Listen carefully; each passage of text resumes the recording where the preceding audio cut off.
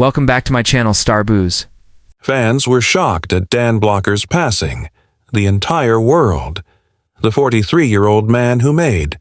The well-known Hoss Cartwright was abruptly disappeared. It seemed premature, too abruptly.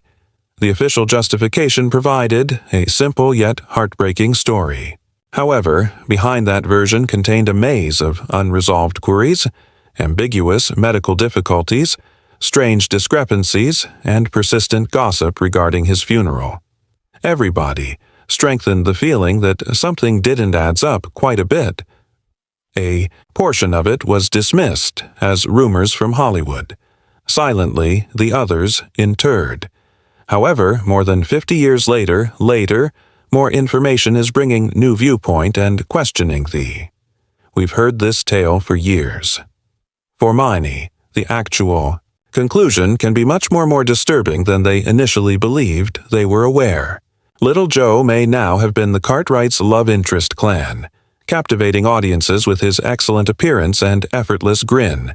Yet, for a lot of fans, actually, it was Hossier's large, timid, and incredibly generous person who genuinely captured hearts. Something so disarming was present concerning him. A kind giant with a youthful purity and that recognizable puppy dog sincerity. The worst part is still to come. Hoss's creator, Dan Blocker, was already shattering records as soon as he came into the world. Born in December, in Dalb, Texas, on the 10th of 1928, he weighed a startling 14 pounds at birth, still the Bowie County's heaviest infant ever born. Shortly after Dan's birth, his parents, Mary and Ora Shack Blocker, Arizona, relocated the family to Donnell, Texas, a little community of roughly 40 miles south of Locke. Shack was a farmer, once had been severely impacted by the Great Depression. However, instead of caving in, he established a little food store with what he had not much left. The household resided in the rear of that shop, eking out a living while young Dan offered assistance wherever he could. He would transport grocery bags, tow stock shelves, consumer vehicles, and essentially serve as the store's kind Butte excessive muscle. As per local in the past, Shack would joke that he would pay someone to use Dan merely to prevent the child from unintentionally ruining the location with his enormous size. Dan's size rapidly grew to fame in O'Donnell. Additionally, he used it, not merely to sit on it. When once a CPP News reporter inquired him if he was familiar with Blocker, just smiled while fighting, and as it turns out on Saturday. Yep. Evenings in that small town in West Texas, residents would congregate for amusement, and Dan was frequently the source of amusement. A portion of the main street would be roped off, and Dan would compete against anyone. Courageous enough to oppose him, he turned into like a gladiator in a little town. Later, he stated that he never lost a battle, very likely because he was even an adolescent when standing 6'3" and weighing 275 pounds. Dan had enrolled by the time he was 13. He located. At the Texas Military Institute, he rose to fame on the football pitch very fast. Linebacker in the field. His power, and because of his athleticism, he received a scholarship he studied at Sul Ross State University. Kept playing football, while English is the major. Just 18 years old, he was already a powerful presence, almost 200 pounds, and continues, gaining weight. However, football wasn't the factor that altered his life. It was a play. The university's The Drama Group was performing Old and Arsonic Lace, and they required a powerful individual to transport bulky items throughout the stage. Dan offered their services, and they were enamored with that they gave him a minor part. Teddy Brewster's eccentricity. That particular one a spark was ignited by role. On the stage, feeling the energy, hearing the crowd, everything clicked. Dan Blocker became enamored. He switched from English as his major taught theater and didn't turn around. Following, after graduating, he allegedly declined chances to play professional football. Rather, he went east, following Theaspire to work as a theatrical actor. He made a cut his teeth in repetitive and summer stock theater, gradually developing his resume and honing his craft. Finally, he obtained a small role in a Broadway King Lear's production. However, it's like thus, Dan. Like many young guys in his generation, Blocker acted without hesitation when his nation called. He enlisted in the military and was sent to the conflict in Korea, where he worked as a sergeant in combat infantry. With 2nd Battalion, Company F, the 45th Infantry Regiment, 179th Infantry Division. Following arrival, Dan was already in the front Inchan lines by 1951's Christmas Day. He and at Chwin, his fellow soldiers dug in, area that is currently a part of North Korea. They hosted the Jamestown Line, a reinforced area at the front where the conflict had escalated to a heated, tiresome standstill. It turned into a vicious back-and-forth game, taking and capturing hills, engaging in combat from trenches, and residing, in its midst, 4 months. Blocker and the infantry, 179th, the regiment spent time in that meat grinder, an incredible 209 days. Once he was even hurt, hurrying to assist a comrade in arms. Just the type of courage that would eventually come to characterize Hoss Cartwright's on-screen character. Between December 1951 and June 1952, Hissunit was enmeshed in the intense combat over the strategically important pork chop Hillerth that assisted in managing the vital Baldy's old job. It wasn't only the combat that exhausted soldiers. The summertime, heat, unrelenting dirt, and uncooked. Everything was made worse by nerves. Lastly, following months on the front, in July 1952 Blocker's unit was dragged back in lines. To recuperate, he was taken to a hospital. He recovered from his wounds by August, and he was traveling home while wearing a Purple Heart hand. However, upon his return to civilian life, acting wasn't even a part of 1952 life. The strategy. What was the Los Angeles move? Angeles. He married his wife in the same year, Dolphia Parker, a college sweetheart. Anyone who is 5'3" and Texan just, Dolph was, called. Together, they constructed a living away from the limelight, elevating Deborah, twin daughters, and 4 children, Dana Lynn, Lee, and their 2 kids, David as well as Dirk. Having a small family to support, Dan did what many people were going to do. Troops did. He returned to his studies. He obtained a master's degree in drama arts and began working as a high school teacher, Sonora, Texas, theater, and English. He later worked as a 6th grade teacher in New Mexico. He seemed to be nudged by each employment. Westward, a silent shuffle, in the direction of his genuine calling. He truly cared for instructing. He was naturally connected with children and expressed his enthusiasm for bringing speech and behavior into the classroom. Colleagues and friends frequently remarked that he had a golden heart, perhaps easily irritated, yet equally eager to apologize. Relocating California wasn't a place to chase celebrity wager. It was about carrying on with his instruction. Dan started working at UCLA, pursuing a doctorate in dramatic arts, while still doing part-time teaching. However, fate has a humorous method of intervening. One day, utilizing a campus phone booth, a casting scout noticed Blocker.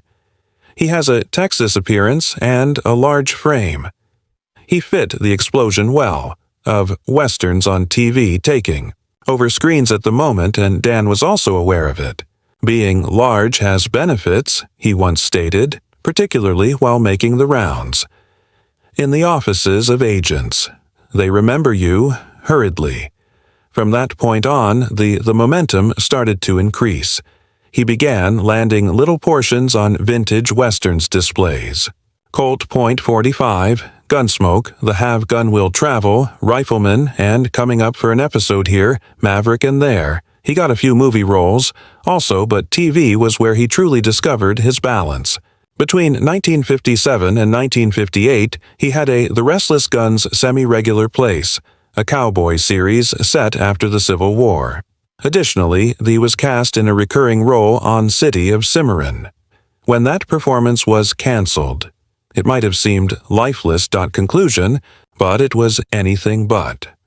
The door was opened by that cancellation, for a position which would transform everything, the endearing, bigger-than-life Hoss Bonanza Cartwright. In a show that's packed, featuring vibrant figures, if Little Joe was the romantic partner, Hoss was the heartbeat, steady, powerful, and profoundly cherished. Being Ben's middle son Cartwright, a prosperous rancher who resides on Hoss, stood at the Ponderosa Ranch in Nevada. Out for his stature alone, his straightforward, his large heart, and his character. Paradoxically, the figure was frequently depicted as slow-witted and even credulous, is a far cry from Dan Blocker's actual self, who was really bright and considerate. Perhaps Hoss was uncomfortable, but particularly in the presence of women, and readily tricked by a skillfully executed joke. But what set him apart was his unending empathy. The location of Blocker's spirit was so evident. He poured, bringing compassion and heart to the position, developing a persona that struck a chord profoundly with viewers, particularly children. A lot of people thought Hoss had a juvenile innocence. As well as Blocker's sincere, his sole audiences came from his kindness. Couldn't ignore. Blocker was motivated by an influential 18th-century quotation, Stephen Grellet, a Quaker missionary, which profoundly impacted his approach life and, in many respects, the personality of Hoss. The notion that we merely go through life once and ought to be kind became a guiding principle wherever feasible. Idea for him. Regarding Bonanza, it wasn't your typical Western. It was occurrence broadcasting at a moment when the American screens were dominated by genre. Bonanza left a lasting impression. It focused on Ben's Cartwrights and his three boys, each with unique characters and plots. What might have been a standard shoot-them-up, Westerns become character-driven drama involving loyalty, family, and fairness. Unbelievably. However, Bonanza nearly didn't make it through the first season. The ratings were horrible. Slotted opposing the well-liked courtroom drama on Saturday evenings, Perry Mason's show not even able to make the top 30. NBC was all set to disconnect. Next came the choice that changed the game. The network rescheduled Bonanza for Sunday evenings at 9 p.m. It was a risk, but it paid off. The show found its audience and became popular. Continuing for 14 seasons, Chevrolet stepped up as a significant sponsor, and during the season, the show's viewership skyrocketed. Nevertheless, creating a color western in things weren't cheap in the late 1950s. Every one episode was approximately $15,000, an astounding sum for the period, and often exceeded the budget. West on NBC Thomas Sarnoff, a Coast executive, had to persuade the leadership of New York not to get rid of it. He pledged to maintain everything in line in terms of money, and he succeeded. From there, Bonanza rose to prominence, adored in homes all throughout the nation. In the background, Dan Blocker had a close relationship with Hoss, too deep at times. In a conversation with Blocker and broadcaster Cactus, Pryor acknowledged that, in the beginning of the series, he struggled to distance himself from the personality. During the initial seasons, he claimed to be Hoss Cartwright, who was nearly present. The idiot timepiece. However, as the series developed, so did he come close? After a while, he discovered to abandon the character on the nighttime set and return the following morning to fetch him up. Throughout those protracted days of filming, Blocker had a strong relationship with his co-stars. Michael Landon and Lauren Green. The cast wasn't simply behaving as a unit. They were a family. Offset as well, their friendship remained strong. Even so, there was armament that encapsulated Blocker's perseverance exactly. During a scene's filming, he was flung from his horse and fractured his collarbone. Rather than going to the hospital, he manually reset the brake and endured the agony to complete the take. He did take some time off, later to recuperate, in which he put on a little weight. Additionally, when he went back to the set, there was a turnabout, in poetic fairness, the same equine that couldn't carry him any longer. Dan Blocker, at one point in the 1960s, was more than just a TV personality. He was the TV personality. For a while, he was perhaps the most well-known actor on the earth. However, with that degree of notoriety come at a cost that was more severe than any staged fight in the Ponderosa barroom: the invasion of his privacy. In spite of his friendly, affable character on television, Blocker was frequently surrounded by crowds, overtaken by the same supporters who loved him, one that is especially instructive. The incident occurred in the third season of when Bonanza attempted to savor a straightforward baseball game, a trip with his sons, Dave and Dirk. However, what ought to have been a peaceful family afternoon descended into mayhem. He was besieged by fans for autographs, and the level of attention became so great that he had to collect his children and depart before they even witnessed the initial pitch. Furthermore, it didn't pause at home. Even trips became appears in public. While traveling to the Yucatan, and his spouse, anticipating a locals, followed him as he made his silent getaway, shouting "Hose" and "Cababillo," of course. In actuality, there was no such thing as escaping, not when his face was known almost wherever he went. This type of thing is something that people don't frequently consider: the silent worth of not being known. In Blocker's case, the constant acknowledgement became a burden. Notoriety had brought him not only wealth but also a profound discomfort.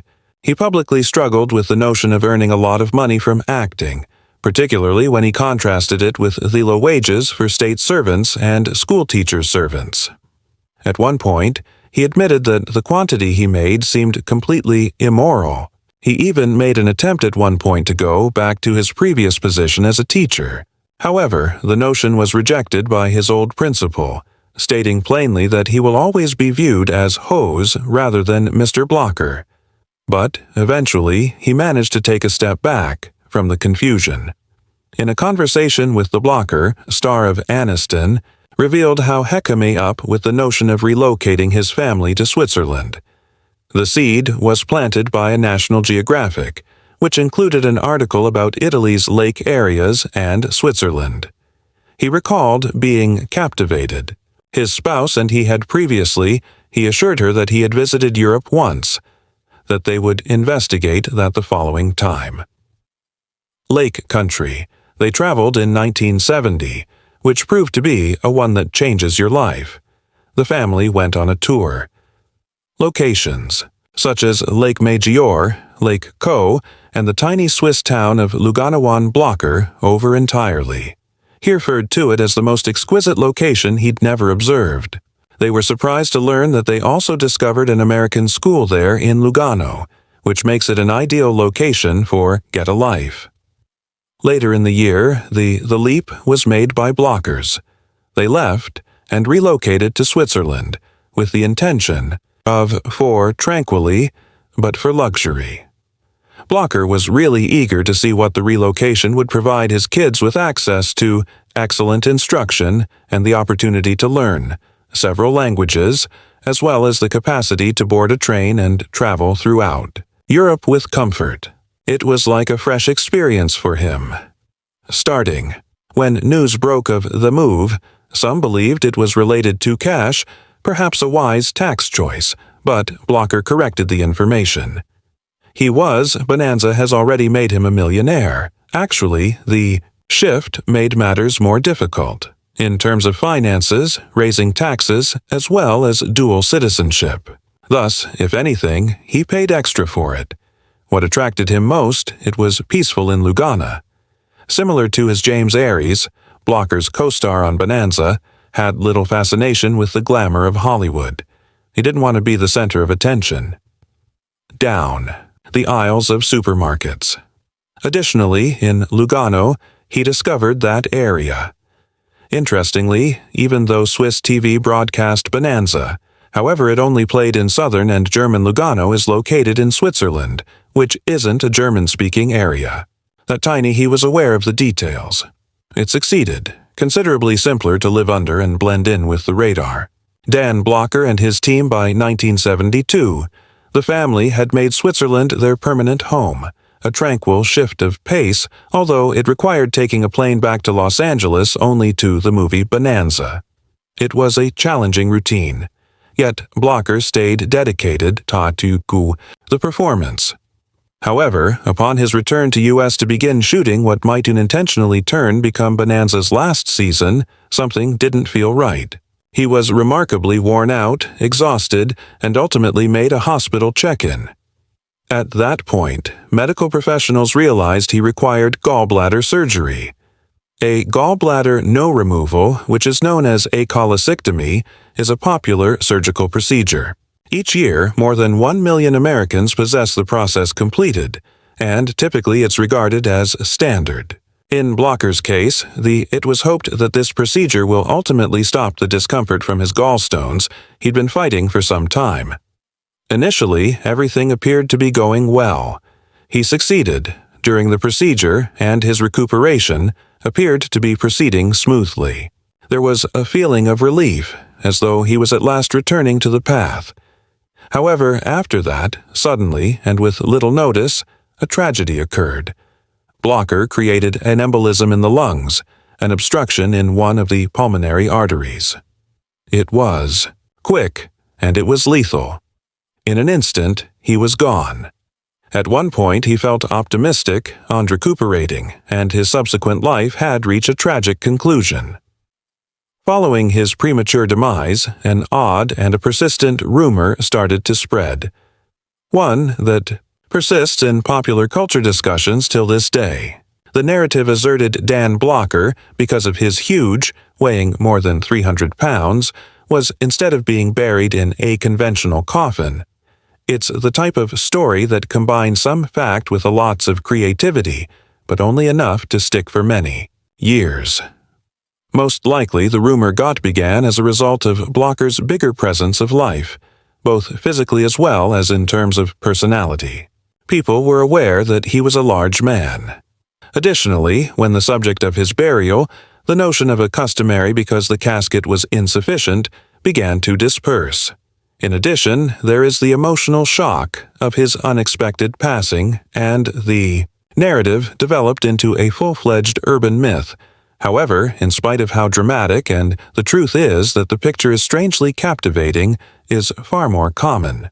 Dan Blocker was interred in Woodland in a conventional casket Santa Monica, California cemetery. Despite its persistence, the piano box narrative lacks a factual foundation.